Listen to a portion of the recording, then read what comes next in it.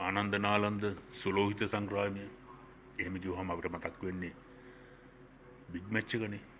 එතකොට මම මේ තම්නෙල් එක දැම්මේ නාලන්දේ ආනන්දේ කියලා. එතන ආනන්දේ කියන්නේ විනෝදේනේ, සතුට. හැබැයි මේ සිද්ධ වෙච්ච දේ සතුට නෙවෙයි. මේක වෙන දෙයක්. ගඟුලැල්ලේ පේනත් එක්මානේ. මේක සිද්ධ වෙනවා. ගඟුලැල්ලේ පේනත් එක්මානේ මේක සිද්ධ වෙනවා. ඒ නාලන්දේක විතරක් ආනන්ද කරගෙන. ඒකයි මගේ තම්නෙල් එකේ අදහස. හැබැයි ආනන්දයෙන් ප්‍රඥාවට යනවා කියලා අපි කිව්වට ප්‍රඥාවම තමයි ආනන්දය. ප්‍රඥාවම තමයි ආනන්දය. ඒ කියන්නේ ඒක යමක් අවබෝධ කරගත්තාම ඇතිවන සතුට තමයි ආනන්දය. දැන් මේ සිදුවීම බලන්න. මේ සිදුවීම අපි උදාහරණයකින් බලමු. මේ සිදුවීම අපි හිතමු මහල් සංකීර්ණයක් ගමු. මහල් සංකීර්ණයේ වෝටර් ලයින් එක තියෙනවානේ. ඔන්න බට ඇදලා ටැප් ලයින් එක කියමුකෝ. ටැප් ලයින් එක තියෙනවා. කරාම ඇරියොත් විතරයි වතුර එන්නේ. ඊළඟට ඉලෙක්ට්‍රිසිටි අපි වයරින් කරලා බලමුකෝ. වයරින් කරපුවාම බට ඇතුලෙන් බිත්ති ඇතුලෙන් ඉන්න කරන්ට් එක යන්නේ. ස්විච් එක දාපුවාම ලයිට් එක පත් වෙනවා. හරි? ප්ලග් එක ගහපුවාම හීටර් එක වැඩ කරනවා. ඒ වගේනේ. නිකමට හිතලා බලන්න ඔය බට ලයින් එක තැනකින් ලීක් වුණොත් කොහොමද වතුර පේන විදිය? වතුර මල වගේනේ, දියැල්ල වගේනේ. සීගිරියත් මෙහෙම එකක් තිබ්බයි කියලා සමහරු කියනවානේ. ඕක නාන්න හදනවා, අපරාධේ කියනවා. හරි කලබලයක් නේ. දැන් මේක හදා ගන්න ඕනේ. මොකද්ද? ලීක් එක. කරන්ට් එකත් එහෙමනේ. කොහෙන් හරි ලීක් වුණොත් විස්පාක් වෙනවනේ. අන්තිමට ඒක මහල් නිවාස සංකීර්ණම දැවිලා අළු වෙලා තමයි නවතින්නේ. පුංචි පුළඟුවක්. දැන් ඇති වෙලා තියෙන මේ පුළඟිය මොකද්ද? ලීක් වෙච්ච නිසා. මතක තියාගන්න ලීක් වෙච්ච නිසා. දැන් මේ හැමෝම කලබල වෙලා මේ අර කපුටා කුණු මස් කැල්ලක් බුදිනවා වගේ දැන් මේ බුදින්නේ. බුකියේ අය YouTubeර්ස්ලා මේ බුදිමින් ඉන්නේ. ඒ ලීක් වෙච්ච නිසා. මතක තියාගන්න. නැත්තම් හදාම ඔය බට ඇතුලේ වතුර ගියා. අර මිල්ටන් පෙරේරා සින්දුවක කියන්නේ පන්සල පල්ලිය කෝවිල බස් නැවතුම්පල පාසල හැමතැන. මම ඔය වචන වෙනස් කරා. ඔය හැම තැනකම බටවල වතුර ගියා. දැනුත් යමින් පවතිනවා. හැබැයි ලීක් නෑ. මෙතන තියෙන එකම ප්‍රශ්නේ මොකක්ද දන්නවද? ඔය සිද්ධිය නෙමෙයි. ලීක් වෙච්ච එකයි ප්‍රශ්නේ. දැන් හැමෝම සුදන වෙන්න, Taman සුදන වෙන්න මේක විවේචනය කරනවා, විග්‍රහ කරනවා, අර්ථ විග්‍රහ කරනවා, විනයක් හදනවා. නෑ. මෙතන තියෙන්නේ ගින්දරයි පුළුණුයි ප්‍රශ්නයක් තියෙන්නේ. ගින්දර සිසු වේශයෙන් වුවද පැමිණිය හැක. පුළු ගුරුවරියකගේ වේශයෙන් වුවද පැමිණිය හැක. එච්චරයි. ගින්දරයි පුළුණුයි ප්‍රශ්නයක් විතර තියෙන්නේ. ගින්දරයි පුළුණුයි ඇවිලෙන්නේ නැත්තේ කොතනද? පොලිසිය ඇවිලෙන්නේ නැද්ද? අධ්‍යාපන කාර්යාලවල ඇවිලෙන්නේ නැද්ද? මං කියන්නේ ගින්දරයි පුළුණුයි. ඒ වගේ හැම කිසිම තැනක ඔක ඇවිලෙන්නේ නැද්ද? ඇවිලෙනවා. හැබැයි ඇවිලෙන්නේ නැති වෙන්න අපි මේ දෙක වෙන වෙනම තියාගන්නයි මිනිස්සු කියන කට්ටිය කටයුතු කරන්න ඕනේ. ඇවිලෙන එක වළක්වන්න බෑ. ඇවිලෙනවා. ඒකනේ ගින්දරයි පුළුණුයි වගේ කියන්නේ. හැබැයි මිනිස්සුන්ට පුළුවන් ගින්දර වෙනමත් ඒකෙන් වෙනම වැඩ ගන්න, පුළුන් වෙනමත් ඒකෙන් වෙනම වැඩ ගන්නත් පුළුවන් වෙන්න ඕනේ. එකතු වෙන හැමතැනම ඇවිලෙන්න ගත්තාම මිනිස්සයා කියලා වෙනසක් නැහැනේ. සත්තු කියලා වෙනසකුත් නැහැනේ. අපි නිතරම අපේ channel එකෙන් කතා කරන්නේ ඕනෝකේ මේ මනෝභාවයක් ගැන. මේක මනෝභාවයක් නේ. මේක මනසක සිතුවිලිනේ. මේක සමස්ත වෘත්තිකයන්ගේ ක්‍රමය නොවේ. නේ? වෘත්තිකයන් කිව්වම ශිෂ්‍යත් එහෙමයි. හැමෝම එහෙම වෙන්නේ නැහැ. හැමෝම අවස්ථාව ලැබුණොත් එහෙම නොවී තියෙන්නේ නැහැ. දැන් අපේ මිනිස්සුන්ගේ තියෙන ප්‍රශ්නේ මොකද්ද? අපිට තියෙන ප්‍රශ්නේ තමයි අපි මේක හැමෝම එකතු වෙලා වගා කරා. අපි ඔක්කොම එකතු වෙලා වැපුරුවා. හැබැයි කීප දෙනෙක් විතරක් නෙලාගෙන තියෙනවා. මොනවද වපුරපු ඒවා? අර කතාවලත් කියන්නේ අබ වපුරලා මුන් නෙලන්න බෑ කියලා. අපේ ටෙලිනාට්‍ය කලාව බලන්න. මේවා අපි කතා කරන්න ඕනේ. ටෙලිනාට්‍ය කලාව බලන්න. බලන්න ඒවා දෙබස් ඒ කාලේ කොහොමද සෝමිර සේනානායක මහත්තයාගේ කේ.බී. හේරත්ගේ ආධුනික වශයෙන් එයාලගේ ස්ක්‍රිප්ට් කොහොමද? ඒවා තිබ්බද මරනවා, ගහනවා, එලනවා, උස්සනවා, අනිනවා, අඟල් හයක් බස්සනවා ඔය වගේ දෙබස් තිබුණාද? හැබැයි මේ ගැටීමම තිබ්බනේ. ඒ ගැටීමම ප්‍රේක්ෂකයාගේ මනස තුළ ඇති කරන්නේ. අද එහෙමද? අද ප්‍රේක්ෂකයාට හිතන්න දෙයක් නෑ. කන පුරාම දඩෝම් ගාලා භාෂාව වදිනවා. මම හිරගෙවල් 7ක ගියත් ඕකට නෙලනවමයි. එහෙමයි අද දෙබස් තියෙන්නේ. අපායවල් 7ක ගියත් මම ඕකගේ කඳින් බෙල්ල වෙන් කරනවමයි. එහෙමයි කියන්නේ.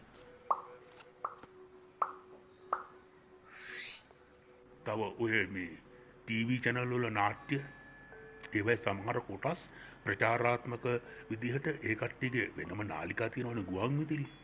ඒවයි ප්‍රචාරය කරනවා. අරක දඩුවම් ගාලා භාෂාව විතරයි ඇහෙන්නේ. මට වුණොත් නම් මං කෑලි එහෙමයි අද දෙබස් තියෙන්නේ. ඇයි ඒ ලියන කාට කිසිම සාහිත්‍ය අවබෝධයක් නෑ. ඒ උඹට කතා කරලා බලන්න ඕනේ. ස්පීඩ්බැක් එක කතා කරන එක ලේසි. ඉතින් මේ හැමෝම වැපුරුවා. එතකොට මේ නෙලන්න වෙලා තියෙන්නේ ඒක. දැන් මේ අපි 4 දෙනෙක් ගමු. මේ චරිත 4 විතරද දැන් මේකට වැරදි? නෑ. මේක පාසලක උන නිසාද වැරදි? නෑ. මේක හැම තැනම වෙනවා. අඩු වැඩි වශයෙන් වෙනවා. අද මුළු රට පුරාම ඔය මේ ලිංග කියන විෂය දරුණු විදිහට කතා වෙනවනේ නේද? පාසලට හඳුන්වා දෙන්න ඕනේ. මොනවද හඳුන්වා දෙන්නේ? පාසලෙන් තමයි හඳුනා ගන්න වෙන්නේ අනිත් අයට. එහෙම නෙවෙයිද? අපි ඒක විශේෂ වශයෙන් පැත්තක තියමු. මම කියන්නේ මේක හෙලා දකින්න එක දැන් නවත්තන්න ඕනේ. දැන් යශෝදරා ජනිත් මට මොකද උනේ? එයාව වීරවරියක් කරයි දවස්වල YouTube කරුවන්නේ. අද ඇයට මොකද උනේ කියලා එක වචනකින් බලනවද? එක වචනයක් කතා කරනවද? නෑ. හැම දෙයකම අර කපුට කුණුමස් වළඳනවා වගේ තමයි. මේ දවස්වල මම දැක්ක සමහර අපි කාටවත් දොස් කියන්න නරකයි. මොකද ඒ අයගේ අදහස්නේ. හැබැයි ඉතින් අදහස් කියලා සමාජ විනාශයට ඒවා හේතු වෙනවා නම් අපි ඒ චරිත 4 ගමු. ඔය චරිත 4 ඕපපාතික නෑනේ. හැමෝටම එහෙම අදහස් තියෙනවනේ. හැමෝම අවස්ථාව ලැබෙනකන් තමයි ඔය ඉන්නේ. අවස්ථාව ලැබුණ ගමන් හැමෝම එහෙමයි. මෙන්න මේක තමයි සමාජය හදන්න ඕනේ. අපි අධ්‍යාපන ප්‍රතිසංස්කරණ ගේන්න ඕනේ ඔන්න ඕකට. අපි බණ කියන්න ඕනේ ඔන්න ඕකට.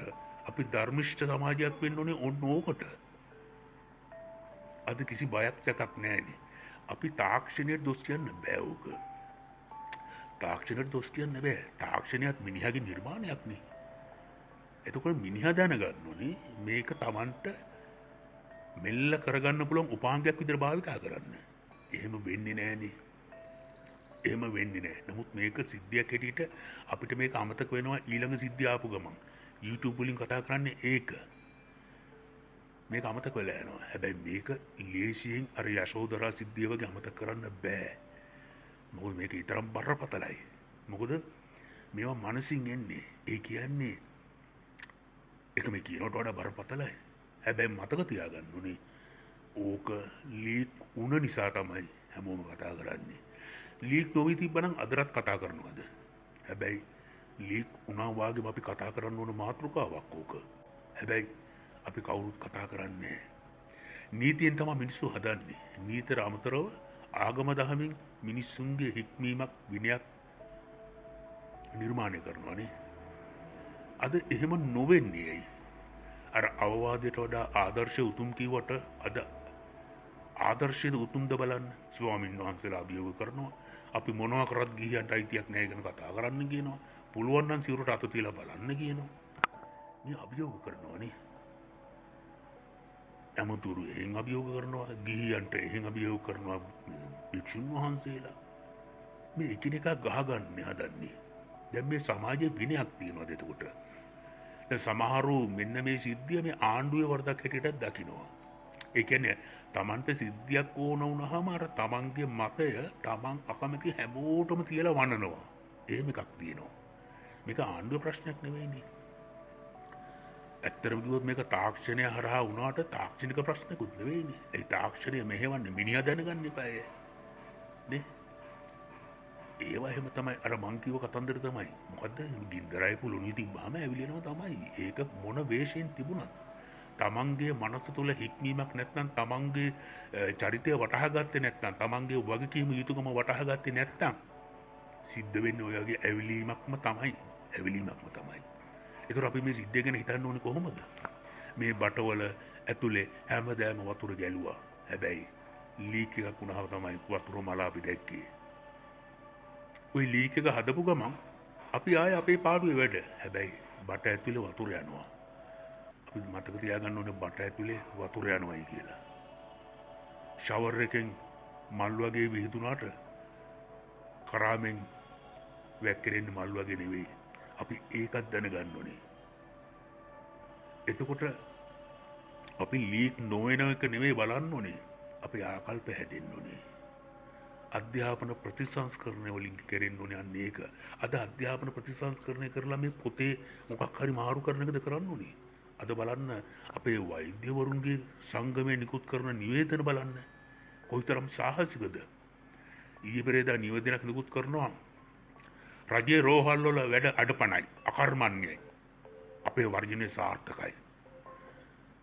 රජයේ රෝහල් වල වැඩ අඩපණයි අකර්මණ්‍යයි කියන්නේ මොකද්ද? අර අසරණ රෝගී කරදරයටපත් වෙලා.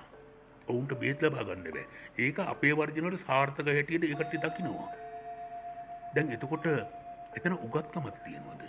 මනුස්සකමක් නැති උගත්කම මොකටද? හැමතැනම මේමයි. හැම වෘත්තිකයම විනාශ වෙලා. ඔය පහේ වතර ශිෂ්‍යත්වයෙන් ඔළුවට වදිනව නේද පීඩනයක්. ඕවා තමයි මේ ලොකු වෙලා ඇවිල්ලා තියෙන්නේ. කිසිම මනුස්සකමක් නැහැ. විෂය විතරයි, වෘත්තිය විතරයි. සමහර ගුරුවෝ ඉන්නවා ශිෂ්‍යයන්ට කතා කරන්නේ මහා රළු භාෂාවෙන්. උන්ට විෂය විතරයි. නමුත් දැන් ගුණ යහපත්කමක් ඕනි කියලා හිතනව නේද? මේ සිද්ධිය තව සතියකින් අමතක වෙලා යනවා. හැබැයි බටදිගේ වතුර යන බවත් කවදා හරි යලිත් ලීක් වුණාම වතුර මලක් හැදෙන බවත් අපි දැනගන්න ඕනේ.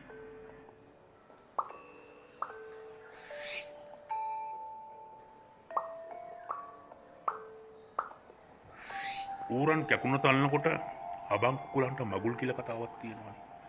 ඔන්න දැන් නාලන්දයේ හමාරිනවා කට්ටිය. ඒක වැරදි. මේක නාලන්දය පිළිබඳ ප්‍රශ්නයක් නෙවෙයිනේ. අති කීර්තිමත් ඉතිහාසයක් තියෙන පාසලක්නේ. මේක සමස්ත පාසලේ ටෝටලි ප්‍රොඩක්ට් එකක් නෙවෙයිනේ.